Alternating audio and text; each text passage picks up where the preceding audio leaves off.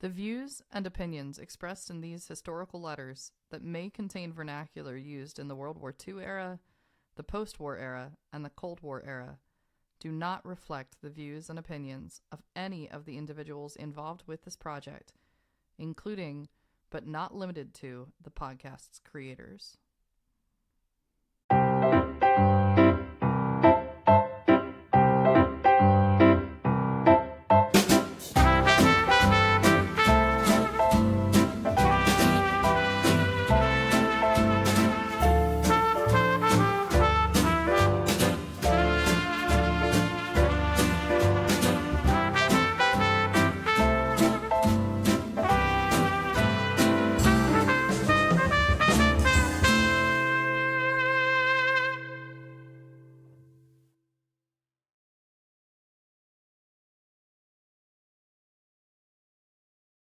All right. Morning, Jamie.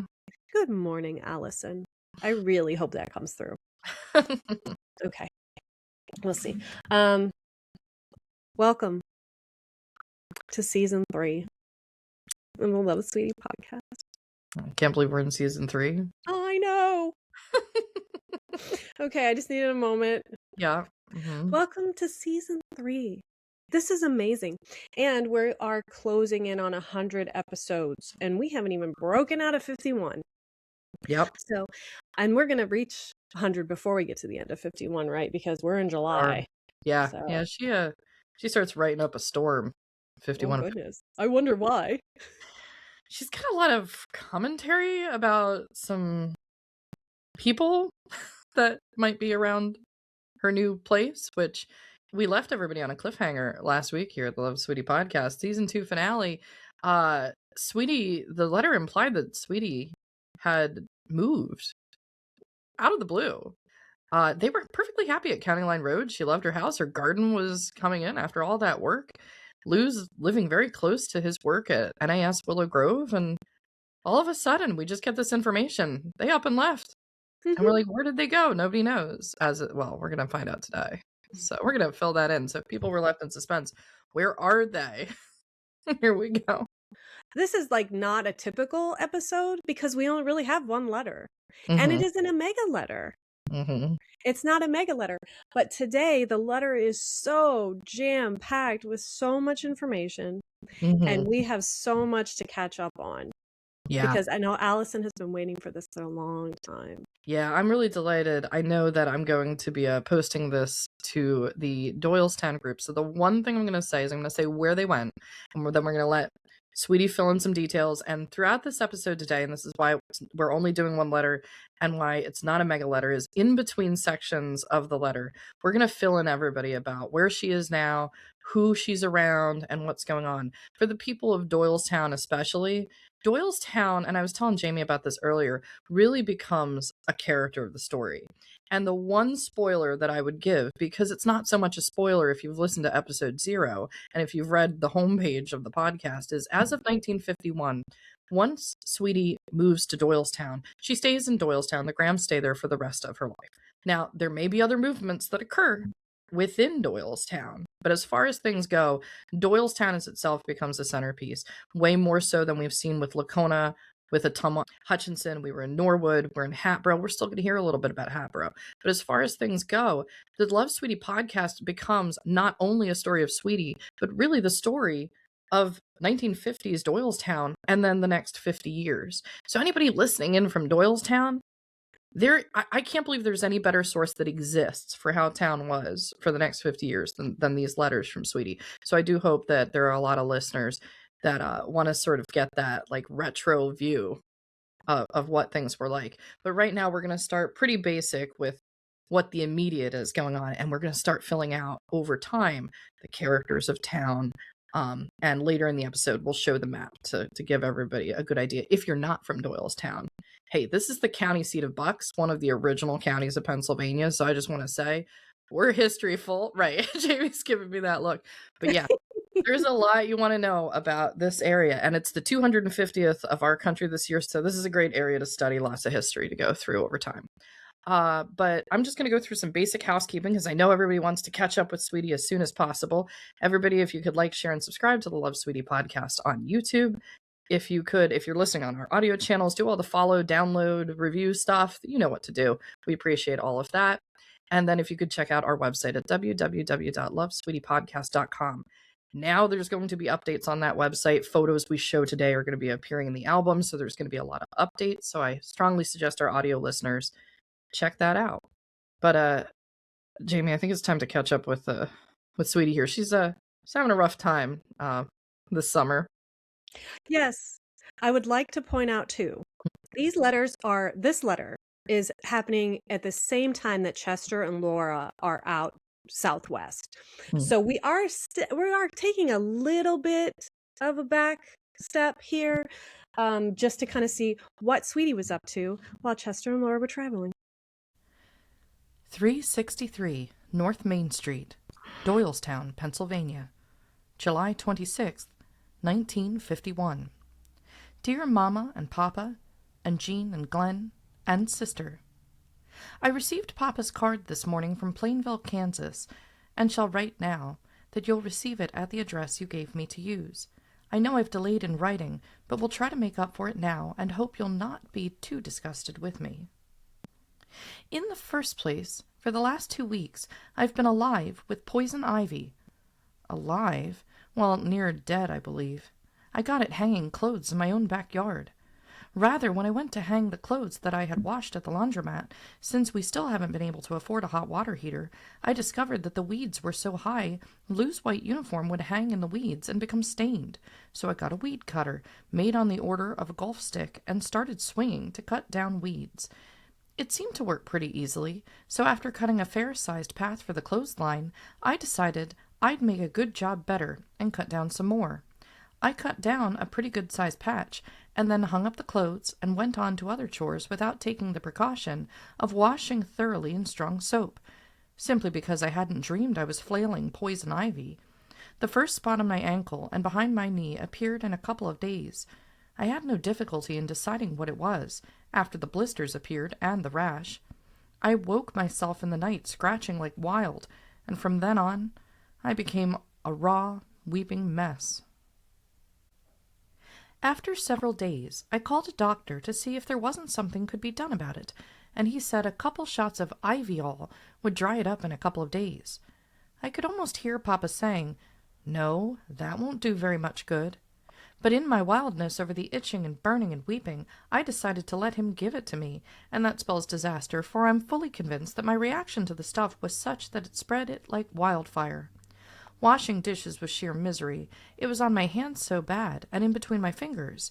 It spread from my ankles to my hips, had some on my stomach and some on my back, and all over my arms, even on the tops of my feet. I could not sleep the night through, and to start just a little scratching on one isolated place seemed to set the whole batch going, and if anyone had said amputation would stop it all, I'd have given up both legs and both arms at once. Honestly, I've never seen anyone so cursed before, and to think I'd have to see it first on myself. Louis did get some on each leg, each arm, and on the fingers of his right hand, but his cleared up in a matter of a few days at the most, and here am I, a good 2 weeks later, with my hands blistered and miserable. This has certainly been an experience I should not like to go through it again, and will be extra careful, you may be sure. Since I have carefully picked my way through the backyard to see where I got into it, and where I should be more careful, and find that the joint is covered with it, great trailing vines, making its way merrily up a tree, and crawling out into the yard, as though it had every right to be there.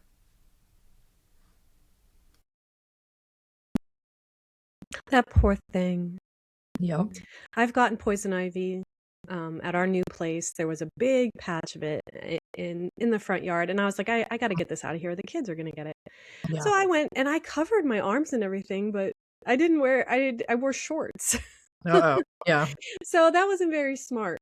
But so it would seem that wherever she is, or where she's currently at, is got a lot of poison ivy. That is not good for little Louis.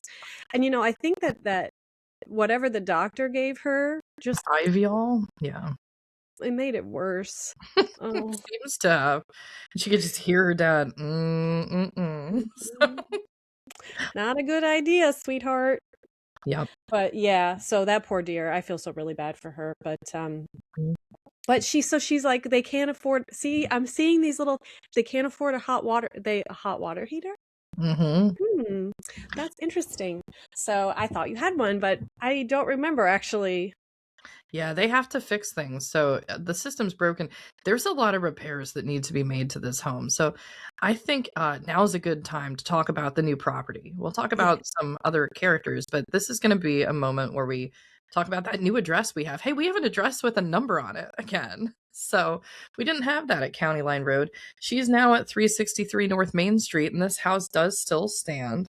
It's a very large property, and right now it's a commercial property. There's tenants on the second floor, and there's an office on the first floor. So if you are in town and you are, especially if you're a member of St. Paul's Lutheran Church on the main street, look at the end of the parking lot. And the house directly adjacent to it is the house. But I'm going to open up some photos here, Jamie. So are these pictures like what are these pictures from? So these pictures are old pictures. This is an interesting house in that it was built in the early 1800s, and when it was built, sometime after that, the entire house was tarred black. Why it was tarred black, we don't know, but it got the name the Black House, and it also got the nickname because it was a black house to be called the Witch House of Doylestown. So maybe there were other houses also with that nickname, but this one makes sense when you have an old 1800s house that's completely tarred in black to call it the Witch House. When they get it, uh, it's not as it looks like today. If you go by today, you see exposed stone on the bottom. We're not going to talk about that story. That's a whole other story of who does that work. To get all of the covering off. But here we have a picture of the house. Now, this is a winter photo. This is from Sweetie's collection. So this is going to be in the future winter that she's going to have, but it gives a good picture of the size of this compared to County Line Road. You can see it is a 3-story house, actually. The third story is completely large enough for there to be an apartment on the top.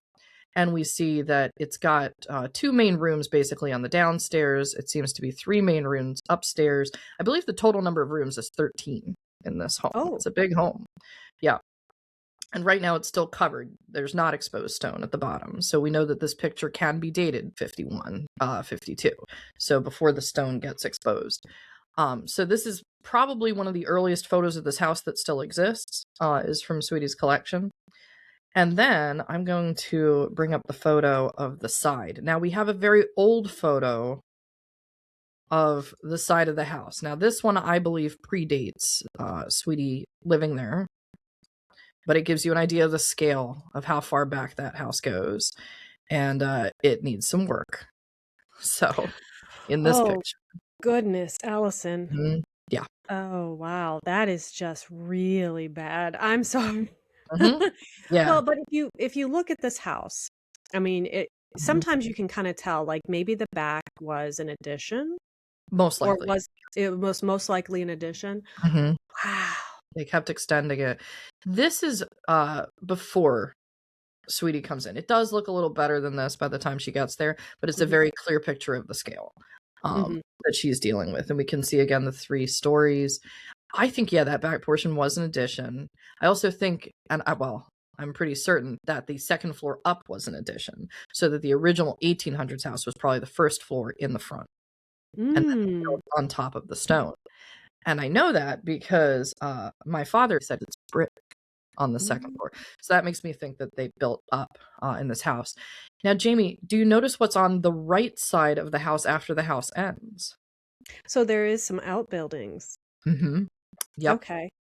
Well, how big is the property? The property is, I think, about an acre at this time. We do have a picture from the rear with like a depth view to give you an idea of the scale of the yard as well coming up here. This was built in the 1800s. So was Doylestown incorporated back then? Yeah, incorporated in 1838. Founded 1745. So, 1745. It was Doylestown, yeah. So, well, it's the East Coast, so I'm not used to that. You know, I grew up a little bit inland, so I'm not used to like 18 something or other things being. It's crazy. That old, yeah. All right, here's a better view of the back here. I'm going to go ahead and share screen again. Yeah. So the house actually predates the incorporation of town. So Oh, see? Even cooler. Yep. And Mhm. it's still standing. It's Okay. still standing. So here you get a better scale of the back. You can get a this is the more recent photo, Mhm. of the same. It's in a little better state by the winter of '51 here. But you get a better view of the outbuilding in the back. They call it the barn. There's a well on the property as well. No As pun well. intended. Also, Um, there is a well on the property also. yeah. Um, but the well, it has issues. I'm not gonna get into the well right now. That's a whole other story. Well, I would hope you would never get into the well, Allison. Yeah. Sorry. So let's just say I'm done. Lewis is 5 at this time, and a giant well that's uncovered that people can fall into is not a great idea. So that's gonna be a story at a later point. Um, you know, should not have children running around this yard. Poison ivy, hazards, tripping Mm, conditions all over the At place. the I mean, it's the witch house. Right. Oh, Yeah. okay. So, but Okay. this is the condition when they purchase it, the coming the winter here, and we can see that barn in the back. All right, I'm gonna bring up a photo here because we have someone working on some repairs. Hey, we know what's gonna happen here. There's a lot of work to be done, and we know who knows how to do things. So this is a wonderful early picture of Lou. Oh. You can see the house across the street, so you can see the distance also that this isn't a town. You know, you can see the next house over. He's working on a chair, He's on it. It's a chair. What do surprisingly. you know? Yeah. Oh, that's such a great picture of him. Yeah, I love this photo, but you can also see that side of the house there as well. Mhm. So, It's and a you know, huge house. yeah, this is really It's big. huge. Mhm. But it needs a lot of work. It needs a Mhm. lot of work. So 363 North Main Street. This is the property where she's outside hanging the clothes, gets the poison ivy everywhere. Just imagine there's ivy everywhere on this property. It has not been maintained, and it has not been maintained because something has happened, which we'll talk about after the next part of the video when we introduce uh the main character who has been at this house and sets up the story as to how Sweetie Lou and Lewis wind up at 363 North Main. Right here, I might have to say that Miss Darst seemed to commiserate with me in my misery, but she must have had a particularly trying night or something, for one morning, when I was feeling particularly lousy and sorry for myself, she came into my room to tell me what she had done, like laying out an old quilt or comforter that Lou had used to pack furniture with. He had lain it down, and she found it, laid it out to try, and then came to my room to let me know she didn't care for the way we were taking care of the place. She has for some time made a practice of going about mumbling over this or that triviality, but in my hearing, so that I'd jump through the hoop to do it, just as she wanted it done. For instance, Lou uses the phone and the phone book, and just leaves them without carefully stacking one book on top of the other, and then carefully setting the phone in the center of the top book, and trailing the cord around behind it as it sits there. She mumbled in my hearing, "I don't see why she can't see to it that that book is put away and the telephone sat back where it belongs." So I carefully warned Lou that while it was a little thing for her to gripe about, we should be sure that it was done just so to avoid friction. And we tried, both of us. Lou tried to put it back just so. And if he forgot, I did it before she noticed it. She started picking at Lewis for leaving his books laying around and practically forbid him to leave any of his toys laying around. Well, it is true that with her failing sight and lame walk, it is a hazard for her, but Lewis is entirely shut off from the family and companionship if he is forced to go and play in his room alone. I tried to explain that to him, about her danger of falling, and he tried to be careful, and I tried to pick up after him without too much nagging. I didn't need to be so rigid about it in Hatboro. For one thing, nobody was blind enough to fall over any toys, and if I did make him play in his own room, he was within talking distance from the rest of the family. That has been something of a problem. She decided when we bought the place that she wouldn't have the grass cut any more and just let it go until we moved in. When we did get here, it was so tall that the power mower had trouble getting through it because the tall grass rolled up on the wheels until we had to stop and clean the grass before we could mow a very big patch. For some reason, Uncle Ned, or Miss Darst, whichever one is to blame, thought they could dispose of the ashes from the stoves if they would take them out and sprinkle them around. One batch under the bush, one batch beside the garage, one batch flung under the trees until the grounds were in a terrible state. Well, this particular morning she came into my room and said, "I hung up that blanket out there to dry and put it away.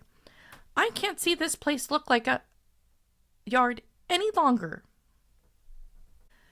Well, as I said before, covered with poison ivy till I could scarcely stand it, that remark, along with all the other nasty little things she has done to us before, was the last straw, and I cut loose and just let her have it for sure.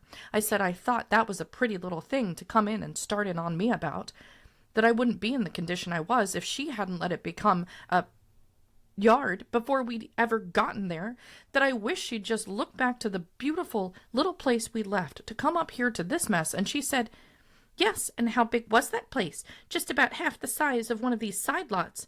I said she was all wrong, that our place had been more than a half an acre. And she said, "Yes, and how many acres do you have here?" And I said, not one that I could prove by the survey, that it was only 7/9 of an acre.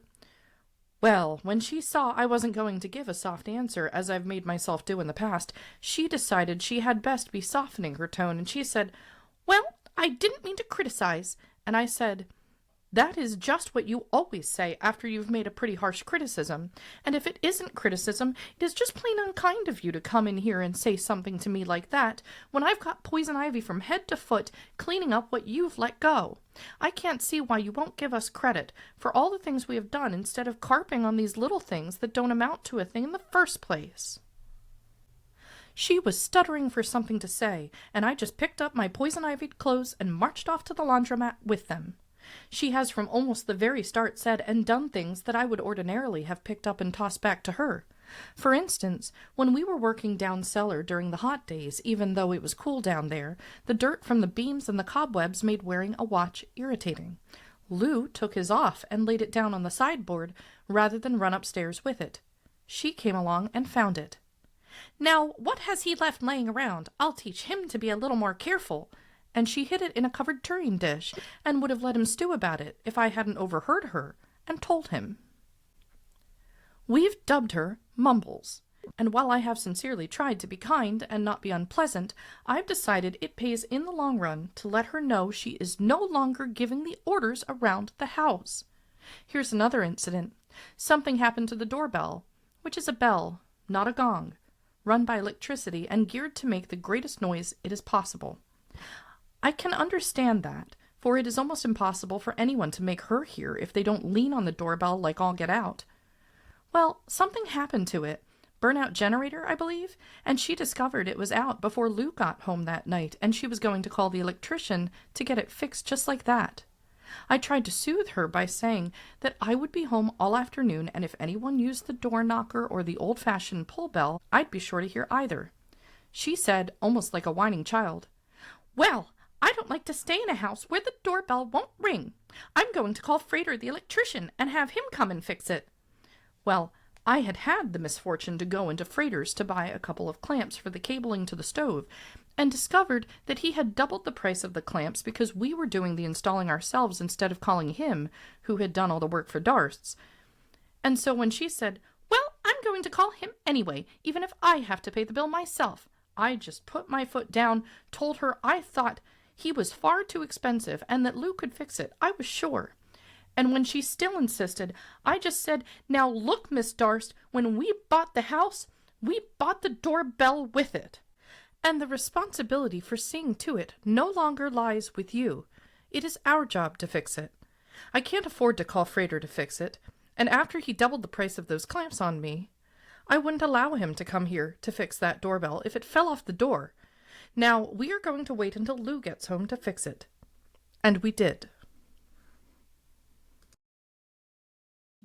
She seems nice. Now, when you are of an age as Miss Darst and you're used to things being done a certain way, I can imagine it's a little discombobulating. Probably she feels a little like a fish out of water. She's not sure.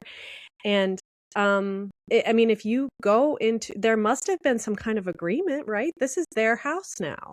Mm-hmm. So, but she just seems like a really awful, miserable person. And it's like, really awful, miserable people love to make everybody else just as miserable as they are. So She's particularly good at it. So I'm wondering how, because it was Miss Darst and her brother, right. correct? That's So I'm right. wondering how they were able to get along as long as they did. Yeah.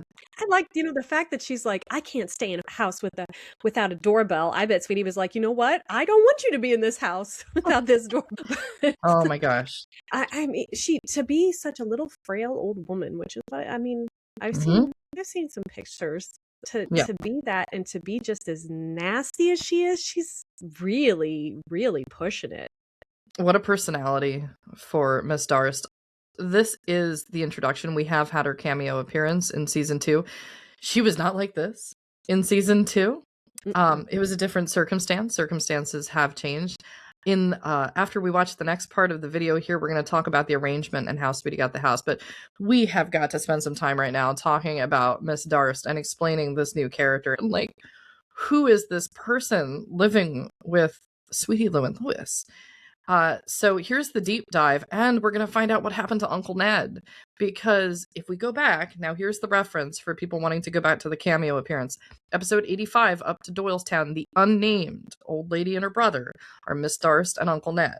So now we know who they are. And everything was fine. Everything was great. Nope. Things are tough now. So let's catch up some stuff that happened. Everybody, if you go to the Love Sweetie Podcast website, again, I'll put that address up on the screen, www.lovesweetiepodcast.com. And if you go to Sweetie's scrapbook and you go to the family tree and timeline, this is going to expand and there's going to be a whole section related to this. But for now, the information on the Darst can be found in the family tree because let's face it, Sweetie, Lou, and Lewis are living with Miss Darst at this point. And at the very bottom, after her other family members, there's a section now that says Miss Darst's family. And it says here, while not related by blood, they start living with Marion Curtis Darst, so that's her full name, aka Miss Darst, as of the summer of 51. And we'll go to the page here about Miss Darst. First of all, I'm going to scroll to the bottom so everybody can quickly see her photo, but and we're going to talk about the other individual in the photo as well after the third part of this video. But this is the picture of Miss Darst. At the time that Sweetie Lou and Lewis move in to live with her, she is 90 years old. And we'll go back and to the descriptions here because this lines up the information about her family. So she was born, actually, Jamie, she is an Ohio native. Oh. Yep. The Darst family is from Ohio. She was born in Circleville. I don't know if you're familiar with that area. No. But that's where they were. Yeah. So I think it's Pickaway County. Yeah. Okay. Oh. Mm-hmm. Pickaway. Oh, see, I didn't know that. Not well, doesn't matter. Anyway, no, it does. It does. I want to know that. So, all right. So Marion was born in Circleville on October 11th of 1860. She is the daughter of John Jacob Darst and Marion Curtis, so she gets her name from her mother. Marion was a wonderful artist, so she actually goes to art school. She spends some time in New York City with one of her siblings, and her main things was she painted and she designed stained glass. These are the two big pieces of art. Slowly, what I'm working on is finding all the references to her artwork so we can actually have a gallery of Miss Darst's work. I know that she would appreciate that. She'd appreciate being remembered for her artwork. But from like the 1860s to about 1910, she's mostly in Ohio. It's about the 1910 time period where she moves to Doylestown with two of her brothers. So a little bit about the artwork, a couple things just for Doylestown natives to consider early on if you've seen this. If you go over to the Bucks County Historical Society, there's a big portrait of our Civil War general up there, Brevet Brigadier General William Watts Hart Davis. That portrait was painted by Miss Darst. As for stained glass, there's some beautiful information about the stained glass at the First Presbyterian Church in Athens, Ohio. And I will follow the link here so people can actually see this. This is a really beautiful article. But we can see this is the type of design. This was done, I think, it was installed in 1903 at the church. And you can go through the entire article. I strongly encourage people to check out the link, check out the stained glass. But you can see the big piece. And this is, of course, done partly by Miss Darst. So she really knew how to do stained glass. This is serious work that she could do, and it's quite beautiful. And we're going to skip ahead to Christian Brower Darst. This is the character that we don't get to see because he passed away in 1928. This is one of Darst's brothers, or C. Brower Darst. Also born, of course, the whole family is basically born in Circleville, Ohio. He's just slightly younger than Darst, having been born in 1863. It was also an artist. He specialized in painting, stained glass, and wood carving. So he actually teaches at a school in New York City for a time that's associated with the Metropolitan Museum of Art. This is after he works on the stained glass in Ohio. That link for the stained glass, people are going to see the issue right here.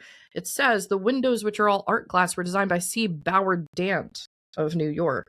I have reached out to the church to correct them on this, that it's C. Brower Darst. It's hard to read stained glass, with like the writing on it. Yeah. He was in New York at the time, but he's not from New York. He's an Ohioan. They should know that. And a 1906 article in New Jersey reveals that stained glass was also worked on by Miss Darst, so she's not credited at all on the church's website. So I would not want to be poltergeisted or haunted by Miss Darst, so I reached out to them to see if they could also update the article to correct his name and give her credit that is due for working on their stained glass. But that's Christian Brower Darst. Now, he dies living with Miss Darst at that house in 1928. So he passes away ahead of the storyline. Let's back up now to Edward Davis Darst, who is Uncle Ned. So he's known as Uncle Ned, but his real name is Edward. He was younger. He's 82 at the time, actually, that things go poorly. He never marries, never has any children. And this is a pattern. Yeah. Christian, never married, no children that we know of. No indication of that. Edward, never married, no children. Miss Darst, never married, no children. This is a big pattern with also her extended family, who we're not going to talk about right now because there's a lot of, let's just say Sweetie's going to drop a lot of tea in future content about all of these individuals. But in early 1951, let's rewind to what we know happened at the end, near the end of season 2. Uncle Ned was hit by a car in Willow Grove while he was out drinking. Mm-hmm. The driver had been the 15-year-old, and he was at the Abington Hospital, and he gets out of the hospital. Well, things get poor after that. He has a coronary occlusion later that spring, and on April 25th, 1951, Uncle Ned passes away. So he's out of the picture now, and Miss Darst is completely alone in that big house in Doylestown. And that starts to set up the why, because of course now Sweetie and Lou already have a relationship with the two of them. Actually, my father does attend the funeral of Uncle Ned. He goes to it. They all go to the funeral, and the question starts to come up of what's going to happen to Miss Darst in the house. How can she possibly take care of it by herself? When Sweetie was writing about Miss Darst before she had named her, she was saying that she had so many antiques in that big house. She's drooling over the antiques. She was drooling over all of those antiques. I wonder if it's worth it now. I'm going to say probably yes. We'll see how it goes. Oh, and one other note here. I will note her other full brother, Walter Curtis. Now, Walter Curtis is the only one that doesn't move to Pennsylvania.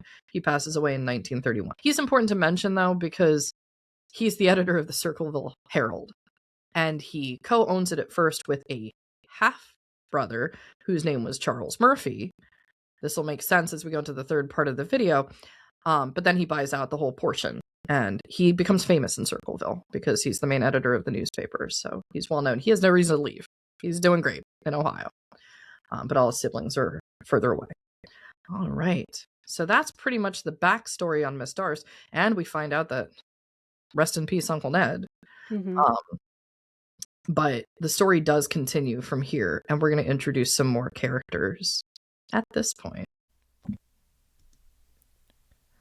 When we had the heating system put in, she maintained steadfastly that it was going to burn the house down, that the old timbers dried from age would flare up into flames from the dots.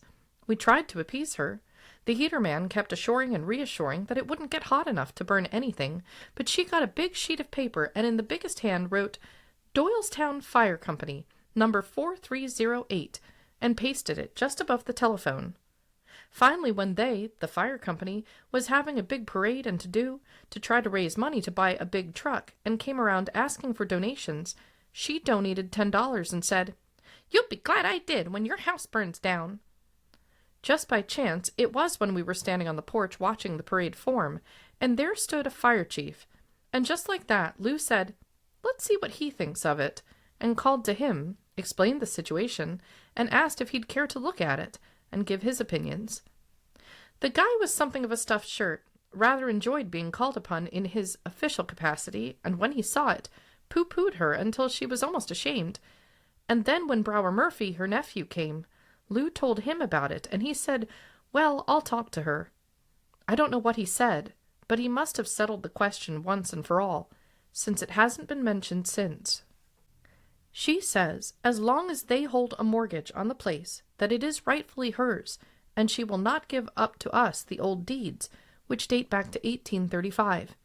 She said first she was going to give them to the Historical Society, and her lawyer, who I might say has worked as much in our interest as in hers, said of course she could do with them as she chose, but he thought since we were interested in such things that they should come to us, that they were more important with the property than put off in the museum, and so she agreed to give them to us, but so far has held them. She said that she would have to hold the deed to the property since we had bought it on a mortgage instead of outright, and I told her no, she was wrong, that we held the deed, even though Mr. Murphy held a mortgage on the property, and that as far as the old deeds were concerned, that they didn't have any bearing on the place now whatsoever.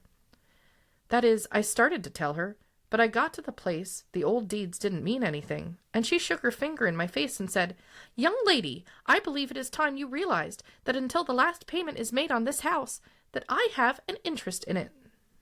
That time, I just kept still and didn't say anything. As a matter of fact, the time I've already told you about is the only time I've ever talked back to her, and I believe now that I made a mistake in being so polite and holding my tongue when I really wanted to give it to her the very worst way.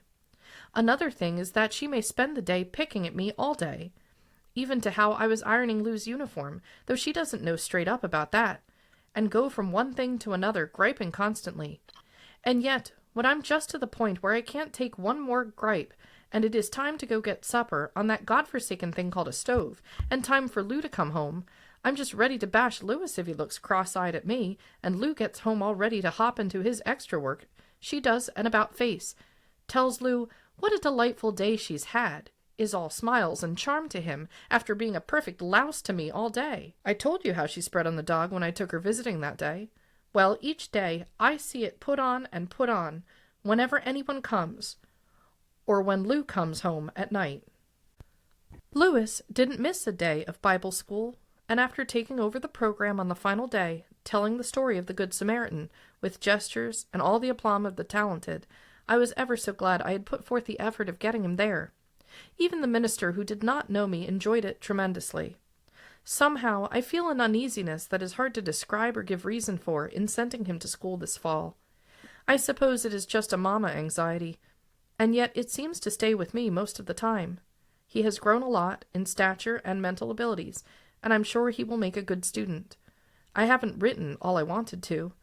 Most of it has been airing my troubles, but I've got to dash to the store for something for supper, and time is flitting. Oh, yes. Lou leaves the 29th, this Sunday, for 2 weeks' cruise in Atlantic City. I've got his clothes all ready, and packed for him. But with mumbles on my hands for 2 weeks alone, I'm going to be mumbling myself with no one to let it out on.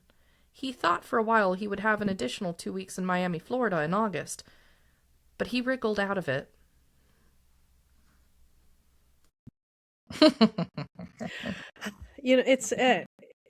It's actually quite common.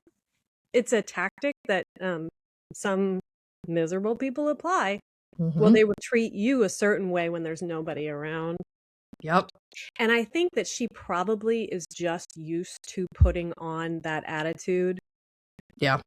She's just used to, because there was no indication of her being such a miserable old woman. No, not from the other content. Mm-mm. Except we do have to wonder, and this is going to come up in future content, why was it that her brother drank so much? Yeah, she definitely it was the kind of person who you just couldn't tell anything to, and she was clearly, um, vengeful. Hmm. Like, she didn't like that Lou put his watch on the sideboard, so she hid it. Right. See, I think that Miss Darst really, RIP, Hmm. um, should really be thanking her lucky stars that Sweetie wasn't just as vengeful and vindictive as she was. Yeah. So and Sweetie had nobody I mean, she was modeling behavior for Lewis. We didn't have to treat her nice, especially given that Miss Dark but it's also kinda just like, "Mm, I'm old and don't like the way the thing you do things." It's kind of just like it's not I mean, hiding the watch was kinda stupid, but she also has I don't think she does she realize that she must realize she's saying stuff and that Sweetie can hear her, I think but it's if on purpose. Sweetie yeah, if Sweetie talked like that, Miss Darce would have no clue. Right. She wouldn't be able to hear. Yeah. Mhm. Yeah, so I don't know. She just seems like just a really awful person. Yeah, and it's such a contrast to that content in season 2. Thinking one thing, and Sweetie's really thinking one thing, um, but she really wants the house, and she really likes antiques. So it's this huge trade-off, and how that's gonna play out is really a lot of the story of season 3 and future seasons and things like that. She Oh my gosh, Mhm. I really have to talk about the heating system too. They put a heating system in this ginormous house. Well, now it's gonna burn down. Like, you Yep. couldn't tell Miss Darst anything. She had to have Lou tell her something. She Mhm. had to have the fire chief tell her Yep. something. She had to have her nephew tell her something. The passive aggressiveness, I'm gonna put this so anybody will know. Like, I'm so right. This house Yep. is all gonna burn and we're all gonna die. We're all gonna go up in flames, yeah. Um, it's just the scene Only just that, becomes I gave that $10 in that's a good 1951. amount, and for a donation to the fire company You could in get a watch, 1951. you could stay the night in a couple of cabins, Yep, you know what I'm right. saying? For Mhm, 10 bucks, you'll be glad that I did that when we all die for your mhm. faulty fire system. Can we talk about the reveal, though, when she posts the note with the Doylestown Fire Company's phone number? Sweetie now has a phone in the house. Yes. Finally. So they'll definitely be able to but Mhm. so she'll be able to talk to her sister? If there's an emergency, she can now call out long distance to Iowa. Oh, she doesn't have to go to the Rieselmans across the street, so bonus has a phone. Snarky note above the phone about the fire company, not bonus.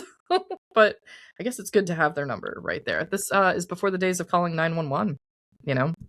Yeah, you had Had to to know know. what that fire company's number was, I guess. Yep. Mhm. Also, like, so Lewis is able to go to school or go to Sunday school. Mhm. Oh, that's so nice. I mean, like, they had a Sunday school, but she was able to find something here. They did. He's gonna walk up the hill, and he's gonna be attending and they're gonna be attending the Doylestown Presbyterian Church. So any listeners that are members of the Doylestown Presbyterian Church, they walk up the hill from North Main Street, you know what I'm talking about, and that's the church that they're gonna be going to. But we gotta talk about Brower Murphy now, because now we Oh, have the third character coming in. I'm gonna go back to the Love Sweetie podcast website where we left off with the Darst family and continue on into Margaret Darst Murphy. Now, Marion's mother and Marion's father were married, of course, and then he had another wife named Anna Brower. And so she has other siblings, but they're all half siblings. And one of her half siblings that we'll talk about here, and there's more, but they'll come up in later content, was Margaret Darst Murphy. So Margaret is Marion's half sister, one of her half siblings. Her father was John Jacob Darst. She shares the father with Marion, but her mother was Anna Brower. And so she winds up in Atlanta, Georgia in her lifetime. And they have 3 kids, one of whom is Brower Murphy. And Brower Murphy is the other individual pictured in the photo below. Brower Murphy is the one that's working out the property with Sweetie, Lou, and Lewis, and he's the one referenced directly in the letters. So we learn a lot about Brower Murphy in the course of this story. The thing is, Brower's in Atlanta, Georgia. He can't oversee his Aunt Darst, but he needs to know that someone's there to ensure that she can live out the rest of her days in the house. hmm. So when Uncle Ned dies, the arrangement is that Sweetie Lou and Lewis get the lawyer, to purchase the home, probably at a really good deal because there's a lot of work that needs to be done on it. It's an old home. We can already see all the work that needs to be done. And the trade-off is Miss Darst can board there for the rest of her life. And Sweetie's going to do all the cooking, the cleaning, all of the rest. Miss Darst is going to be doing all the complaining and wandering. And going around. But this is the relationship that they have. And so he's always in Atlanta, but he'll come to visit at various points. And he is a very kind individual. And he's going to check in constantly with Sweetie to make sure that his aunt, Miss Darst, is not driving her nuts, which of course she is. Well, I have a feeling he probably knows. Mm-hmm. Yeah. And Brower Murphy is such a great name. Isn't it? That's great. You have to say Brower Murphy. Brower Murphy. You can't call him Brower. I assumed Brower was some sort of title, like Friar Murphy or Father Murphy. You know, I just was like, what's Brower? What the heck is a Brower? And then you had looked up that Brower was a form of brewer. Yeah. Originated from brewer. So maybe there was like a brewing connection. Brewmaster. Probably in the past, because it's coming from his mother's side, from Anna Brower. So there's some brewing history somewhere there. So it's a good feeling, good vibes. You could say that the history is brewing. That was great. Nice. You better leave that in there. I will leave that in there. But so Brower Murphy he is very kind, and he obviously that dress, I'm telling you what, I would rock that dress. That is a dress. Yep. I like it. She is definitely a stylish older woman. She's got her giant big pearls and a cameo and her. Does that look like she have 2 canes? It kind of does, yeah. You know, I'm guessing one of them probably turns into a sword. Probably. So she can poke people. But I'm sure she used those more than once to poke people. But yeah, so we get a really good. So this is just a crazy situation. Yeah. And when you think about it, the way that they came into this situation, she had said that she really wanted those antiques. And like I said, I really, really have to wonder if it's worth it. Yeah, you know, I mentioned at the beginning, we'll talk about this at the end of the episode, more about Doylestown. There's opportunity here. They want to get into the antiques business. We're talking about the county seat of one of the oldest counties in Pennsylvania. This is going to be like the centerpiece. And if they can operate a shop out of this big, big property, which looks like there's probably enough space to do that at some point, question mark, we'll leave that off to the future. It's not just the furniture inside. The house itself is an antique. It's cred. This is legitimacy to the antiques business in the area. But it's going to be a lot of work. And we'll see how things go over time with all of it. But we do have one more part to this letter here. She's getting a bit exhausted at this point with her writing. She's been moving. She's covered in poison ivy. So Sweetie's going to start writing things by hand at this point because she can't type anymore. She's in pain. Have enjoyed your letters, though. Must say I can see by them your thoughts are often elsewhere, and I must puzzle over some things before I can get quite all the drift. I'm not complaining, though. I've a big cluster of blisters on my hands right where I slide to write, and it hurts. Pass this on to Sister, if you feel it is worthwhile reading. I haven't written her for some time, even to acknowledge her last nice letter, and I'm sorry for it. I saw a grown-up version of what I think A would look like. And was she pretty? I'd love to see them all, and how often do I better understand Sister and put myself in her place as time goes by. Ain't it a shame that as young people at home, we have so little understanding and knowledge of those we love the best until we're gone, and unable to give love except by letters too seldom written? How many things I'd change had I the power, especially where the folks and Sister and Bob are concerned. Sure, I'm homesick. And on a lighter vein, I've often said to Lou, I think the Demorys should, as a body, get together and present Glenn with something really spectacular, like the Eiffel Tower or the Empire State Building, for his effort to keep you from being a second Miss Darst. Such a typical old maid, she's beyond description, and how I'd grieve to see you in such a place. You've written about being married, but I wonder how Glenn feels. He hasn't written since before you were married, and I must be on his list for sure. but I'm not minding my own business and asking either. Love to you both, and to sister and her kids. Sweetie, Lou, and Lewis. That poor thing. Yeah. It's just, oh gosh, poison ivy is so painful. It sounds like she had a really bad case too. But yes, so wow.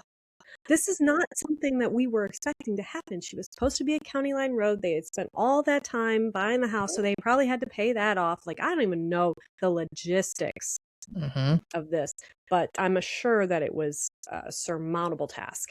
So I'm really glad that Brower Murphy, yay. Yeah, he's such you a know cool what I mean? character. At least we got a little sweetness with that sour lemonade. You know what I mean? With Yeah. Miss Darst. Which is very nice. And it's a really nice house. Are we going to be able to see any more pictures of this house? Over time, yes, we will see more. Okay. We're going to see the work. And just like I said at the beginning, the people of Doylestown will want to know that there's an amazing history of Doylestown that's going to be unfolding as of season 3 of this podcast. I did want to spend a little bit of time, not too much time, but I just want to bring up a map of Doylestown so everybody has an idea of where this house is. Now, I looked at the US GIS maps. There was one done of both Doylestown and the neighboring township of Buckingham, where the maps connect, in 1943 and again in 1953. So I was able to use that public data and piece together the map and crop it down so we can get a good view of the scope of Doylestown. Shout out to the Department of the Interior for doing some really nice old maps at this time period. On the right side, we should say that Doylestown Township, Doylestown Borough, when people talk about Doylestown, they're talking about the two together. This is a large area. Today, the township and the borough exceeds the size of the city of Ottumwa. So just for our Iowa listeners, it's just slightly larger than your city is this town, and surrounded by large areas as well.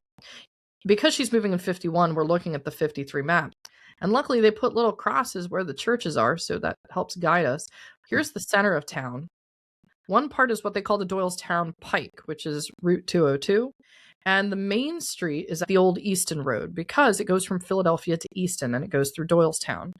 The center of the town has a lot of the historical properties, but if we head towards the main street, you'll see this one that looks like a circle on the map. That's the Doylestown Courthouse, and as we continue up Main Street, you'll notice this little cross here. That is St. Paul's Lutheran Church on this map. This is the house right there. So that's where she is now, where Sweetie is. So this is definitely the north side of town. You can see there's not as many properties around there, but you'll also notice that there's a church up on the top of the hill right up here. This is this elevates up here, as you can see from the topographical line. This is the Presbyterian church. So this is where they're going to walk to church, right up the road. So they're very, very close. The cemetery, of course, this is the main town cemetery. It's still there. One thing we should note here about the high school is not open yet.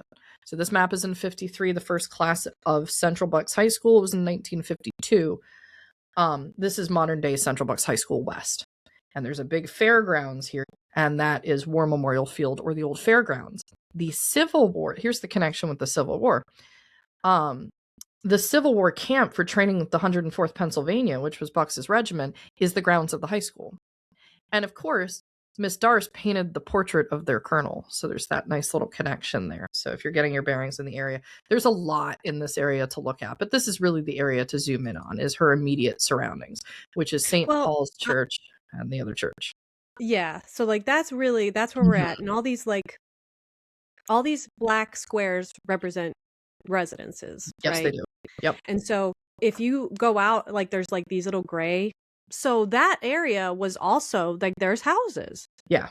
So this isn't this isn't rural. I mean, it's it's kind of rural, but there it's like starting to. This was in 53. Right. You're really starting to see a population. Yeah, so, you really are. Yeah, so this isn't like the country that she lived. Like she lived in the country before. This is kind of changed. Yeah, she's not in the rural area. Now, the question becomes, how far is Lou from the base? Yes. So, remember Uncle Ned was hit by the car at Willow Grove? Yes. So, Lou's at NAS, Willow Grove. So we can get an idea of both distances. I'm going to bring up the bigger map. I am going to bring up the one that is combining 4 of those GIS maps so we can get an idea of the scale. And I'm just going to point and I'll put a star on the map for certain things. It's going to be very hard to read otherwise. So these are all the 53 maps put together for the 4 areas. So the top 2 maps is in the center is Doylestown. This is what we looked at before. Mm-hmm. So here's Doylestown in the center and Buckingham. In order to be able to see the base, we have to actually expand into the Ambler and the Hatboro maps. So we get to this big diagonal line. This is the county line. So County Line Roadhouse was here. And this is the base. Oh. So Lou has to take the Easton Road every day to go to work. And here's his drive. We don't know that Ned drove. How did Ned go to Willow Grove all the way down? I'm going to guess he thumbed it back in the day. He's like, I got to tell you about my sister. Listen, I need somebody to talk to. He was just trying to get away from his Darst. Yeah, how long does it take? 25-minute drive down the Easton Road, 25 minutes in traffic.